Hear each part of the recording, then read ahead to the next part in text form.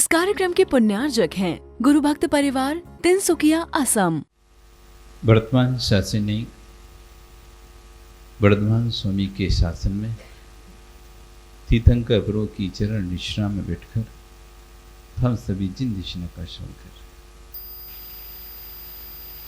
शीतकालीन वाचना के अंतर्गत हम सार समुच्चय नाम का एक ग्रंथ जो कि आचार्य भगवान कुलभद्र स्वामी महाराज के द्वारा रचित है, उसके ऊपर आचार्य विश्वेश्वर जी महाराज ने सार देशना नाम का प्रवचन दिया। सार मतलब होता है किसी वस्तु का सत, संपूर्ण इतनी भगवान के द्वारा देशना दी गई हैं, इतनी बातें भगवान के द्वारा बताई गई हैं, हम सभी बातों को तो समझ नहीं सकते और ना सभी बातों को जान सकते और ना हमारी इतनी योग्यता है हम सब बातों को जान पाएं।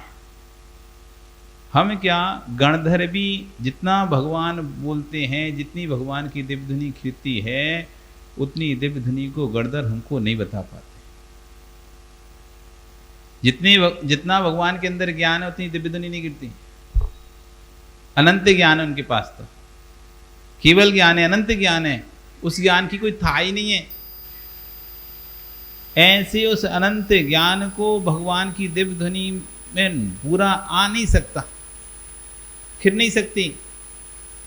जो खिरती है उस जितनी खिरती है, जितना है उतनी खिरती नहीं है, और जितनी गड़दड़ झेलते हैं उतनी बोल नहीं पाते। इतना विषय है, इतना विषय है। जब आचार्य गौमठ सार जीव कांड में कर्म के हर कर्म का 9 कर्म की वर्णन करते हैं। प्रत्येक कर्म का 9 कर्म होता है। भोजन है, भूख लगती है, असाता वेदनी कर्म का उदय। वेदनी कर्म को जैसे हमको भूख लगती है, असाता वेदनी कर्म का जब उदय आता है तुमको भूख लगती है। क्षुधा वेदनी जब सताती है तो हमको भूख लगती है। तो क्षुधा वेदनी जब हमको सताती है उस समय उसके 9 कर्म बहुत सारे सामने आते हैं। जैसे खाना देख लिया हमने, अथवा कोई अच्छी सुगंध सूंघ ली, भोजन की चर्चाएं सुन ली, पेट खाली हो गया, बहुत मेहनत कर ली हमने, आने वाली हमको प्यास तो 1 घंटे बाद लगती, लेकिन तीव्र गर्मी पड़ गई, हमको प्यास आज ही अभी लग गई। वैसे हम हर 2 घंटे बाद पानी पीते थे, आधा घंटे में गलत सूख गया। वैसे तो 4 घंटे बाद खाना खाते, लेकिन आज मेहनत का काम ज्यादा हो गया, वो वेदनी कर्म उदीना को प्राप्त हो गया। तो हर कर्म का 9 कर्म होता है। कर्म अपने 9 कर्म से ही उदय में आता है।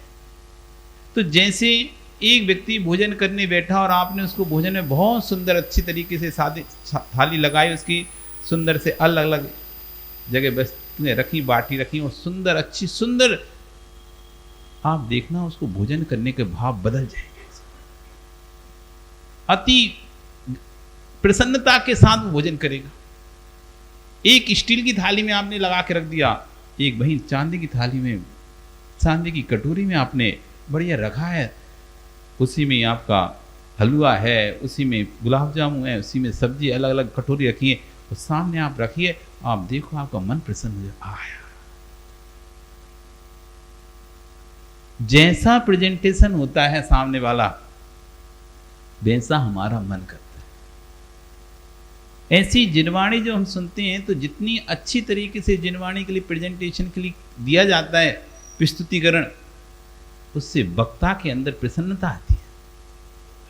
आप कितने उत्साहित हैं, आप कितनी अच्छी तरह से निवेदन कर रहे हैं, आप कितनी अच्छी तरह से हर कार्य को सुचारू से अंजाम दे रहे हैं, उसको देखकर वक्ता के अंदर उत्साह आता है। अच्छी जिनवाणी सुनाना चाहिए। महाराज जी बोल दो, हम सुनने बैठे हैं। ठीक है भैया, हम बोल दे रहे, तुम सुन लो। नहीं, गाय से भी दूध निकालना होता है ना, गाय से भी दूध निकालना होता है, सहलाना पड़ता है उसे, पुचकारना पड़ता है उसे, हाथ फेरना पड़ता है, हरी घास खिलानी पड़ती है, तब जाके उससे दूध निकलता है।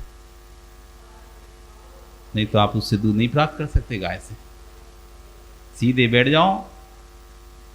अब दूध तो आप लोगों ने कभी लगाया नहीं होगा, देखा तो होगा कभी, गांव गांव में कभी रहे होगे तो गाय से दूध निकालने में, निकाले ना, सीधे बाल्टी लेकर पहुंच जाओ, कभी दूध नहीं आएगा। उसे हरा घास दिखाना पड़ेगा, हाथ फेरना पड़ेगा, पुचका उसको ममत्व दिखाना पड़ेगा, बात्सल दिखाना पड़ेगा, बच्चे को उसके सामने खड़ा करना पड़ेगा, तब कहीं उसके थन दूध से भरेंगे लबालब, तब जाके दूध निकलेगा। और तुमने सीधे लेके गए बाल्टी तो लात और मार देगा, कुछ नहीं देगा। एक बार क्या हुआ, एक राजा वन विहार के लिए गया और वन विहार में क्या हुआ, घोड़ा अचानक बिचक गया। तो वो व्यक्ति राजा उस वन में भटक गया, घोड़ा अचानक बिचक गया और गहरे घैन जंगल में उसको ले जाकर एक गड्ढे में गिरा दिया।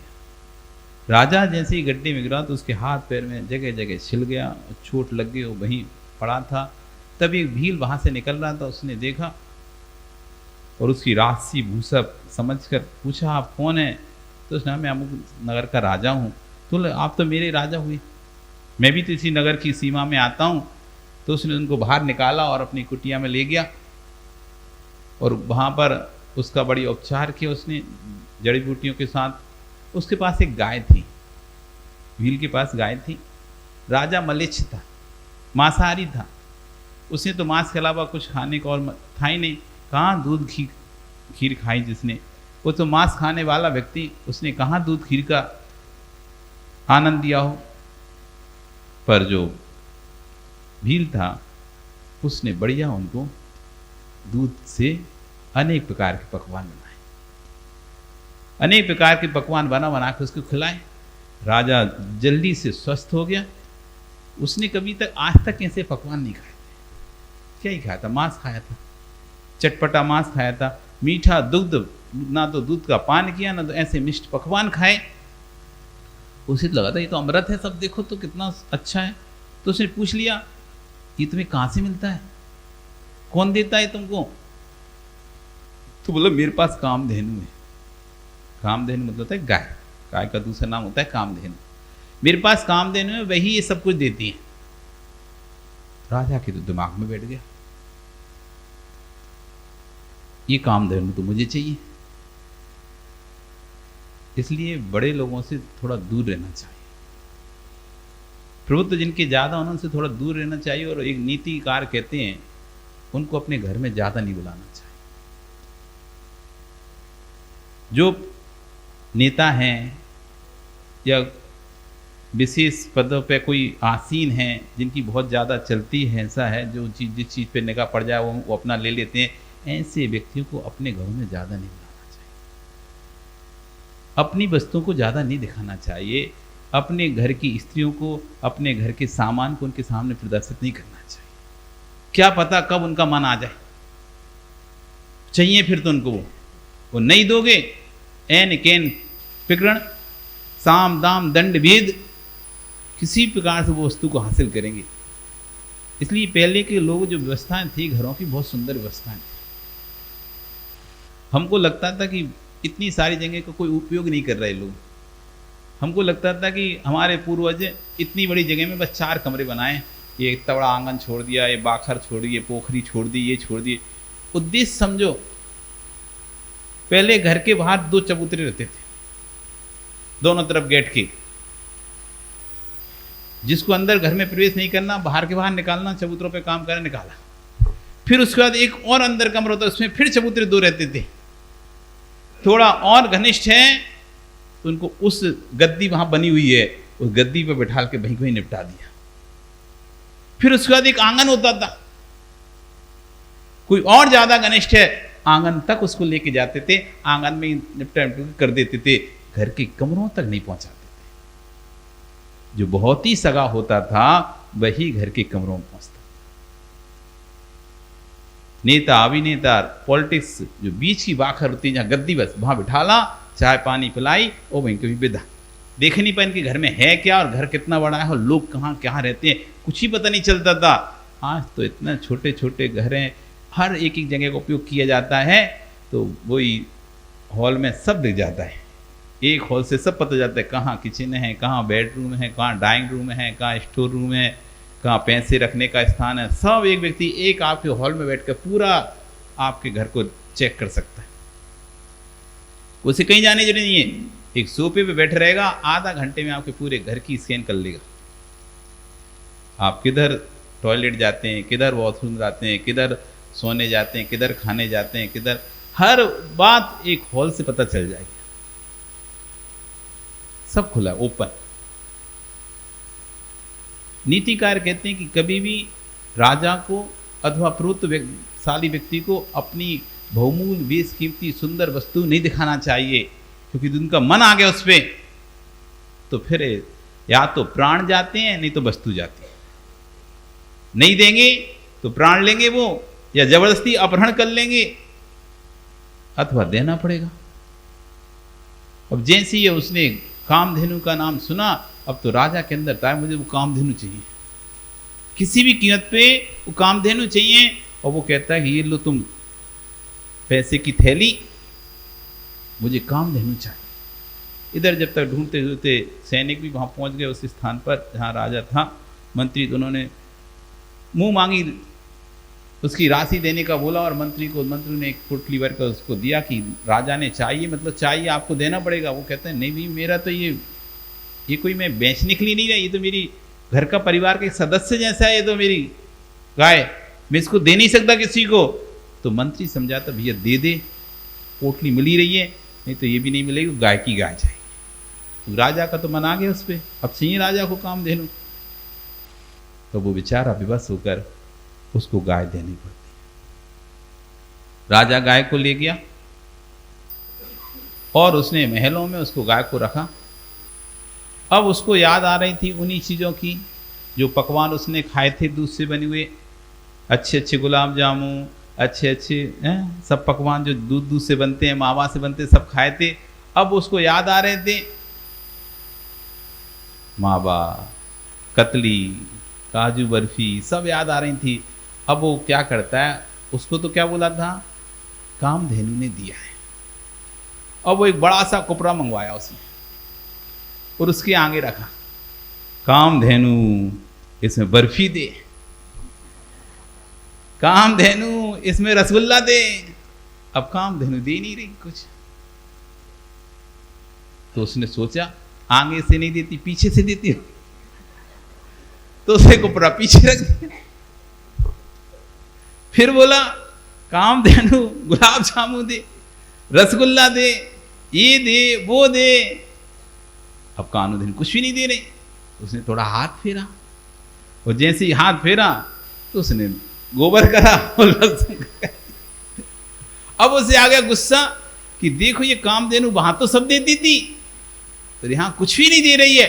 खूब उसको मारा, लेकिन वो क्या ही देगी, वो तो गोबर और मल के अलावा क्या देगी, मूत्र के अलावा।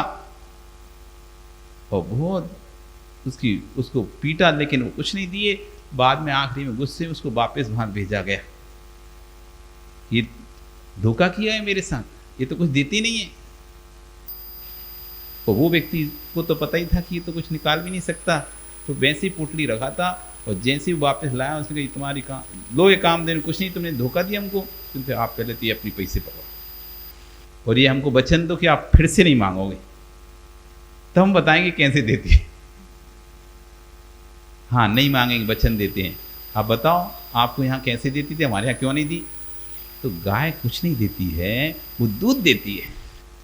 ये दूध देती है। अब प्रक्रिया करने वाला यदि समझदार है, इसी दूध से पकवान बना लेता है, इसी दूध से रसगुल्ला बना लेता है, खीर बना लेता है, मावा मिष्ठान बना लेता है। वो जो समझदार नहीं है वो इससे कुछ भी प्राप्त नहीं कर। ऐसी वस्तु हमारे पास है, हम उसको कैसे उपयोग कर सकते हैं हमें आना चाहिए। यदि नहीं आता, आप उस वस्तु का आनंद नहीं ले पाओ। प्रेजेंटेशन, प्रस्तुतिकरण, जितना अच्छा प्रस्तुतिकरण होगा, कहते हैं आप कहते हैं ना, फर्स्ट इंप्रेशन लास्ट इंप्रेशन। ये बाजार में ये आपको पता है पदम जी, यदि आपका पेट दुखे और आप जाओ कहीं आयुर्वेद की दुकान पे, तो वो तुमको एक भस्म दे देंगे, गोधूम भस्म। गोधूम भस्म देंगे तो आप जैसे ही खाओगे पेट ठीक हो जाए। बढ़िया पैक करके सुंदर गोधूम भस्म डिब्बी, उस पर लिखा है अच्छी स्लिप लगाइए, गोधूम भस्म तुमने दिया 50 का नोट और लेके आ गए। वाह, गोधूम भस्म क्या था वो कंडे की राख थी। गाय के कंडे को जला के जो राख बनाई जाती ना, उसको बोलते हैं गोधूम भस्म। भस्म नहीं, राख, गाय के गोबर के कंडे की राख। और वही गोबर का कंडा कोई तुम्हें वहां से उठा के देता जला के, तुम्हें मैं खाऊंगा एक कंडा, ये राख हम खाएंगे, हम तो बाजार से दवाई लेके खाएंगे, ये राख नहीं खाते। और वही बाजार में गए, उसने कह दिया लो ये गोधूम, इसको खाओ ठीक हो जाओगे। तुमने खाई, ठीक हो, देखो हम चीज वही दी, लेकिन जितना अच्छी तरह से उसे प्रस्तुतिकरण किया गया, वही चीज आपको फ्री में ही मिल रही थी तो आप नहीं लेने वाले थे। और उसी चीज को जब डिब्बी में पैक कर दिया गया, उस पर पन्नी लगा दी गई, पेम्पलेट लगा दिया गया, नाम दे दिया गया, और आप हंसी खुशी उस 50 रुपए दे दिया। जितना सुंदर प्रस्तुतिकरण है, वस्तु कितनी अच्छी है। जाते हो आप शादियों में लिफाफा लेके, अंदर कितना ये नहीं किसको पता, लेकिन लिफाफा कितना सुंदर, ये सब आदमी सोचता है सुंदर लिफाफा है तो अच्छा होगा, पर लिफाफा आप इतना सुंदर रखते हो, भले उसमें तुम्हें 101 रुपए रख जाओ, लेकिन बाहर की पैकिंग आप बहुत सुंदर रख दिए, जैसे 4 लोगों के बीच में आपका सम्मान बना रहे। तो जितनी अच्छी तरह से आप प्रस्तुतिकरण करते हैं, उससे सामने वाले पर प्रभाव पड़ता है। ये कर्म का 9 कर्म है, कर्म का 9 कर्म होता है। ऐसी जितनी अच्छी तरह से आप सुनेंगे, जितनी तरह से आप निवेदन करेंगे अच्छी तरीके से, उतनी अच्छी निर्वाणी आपको सुनने मिलेगी। आचरण यहाँ पर करें संत कुलभद्र स्वामी महाराज, ग्रंथ है सार समुच्चय, उस पर देशना आचार्य विश्व महाराज की सार देशना है। कर्म बंध का कारण कौन है, किससे बनता है कर्म का बंध, इस विषय पर चर्चा करते हैं। कसाय बस गो जीवो कर्म बदनाति दारुणम, तैनासो क्लेश मापनोति भवकोटि सुदारुणम। कसाय की बसीयत हुआ ये जीव कर्मों का तीर बंद करता है। आपने द्रव्य संग्रह पढ़ा हो, नहीं पढ़ा हो, तभी आपके पास बहुत अच्छा सुंदर सुनहरा अवसर है, द्रव्य संग्रह जरूर पढ़ना चाहिए। तत्व को जानना है, द्रव्यों को जानना है, जैन दर्शन को समझना है। यदि वास्तव में आप जैन दर्शन को समझना चाहते हैं, जैन दर्शन में 2 चीज हैं, एक क्रिया पक्ष है, एक दर्शन पक्ष है। हम जैन धर्म को सामान्य ना लें, ये जैन धर्म बहुत उत्कृष्ट धर्म है, और ये जैन धर्म एक दर्शन है, एक विचार है, एक सोच है। आदिनाथ से महावीर तक के कालों में जातियां नहीं होती थी, ऐसी वर्ण व्यवस्थाएं थी, क्षत्रिय ब्राह्मण वैश्य और शूद्र, ऐसी वर्ण व्यवस्थाएं। इस कार्यक्रम की पुण्यार्जक थे गुरु भक्त परिवार तिनसुकिया असम।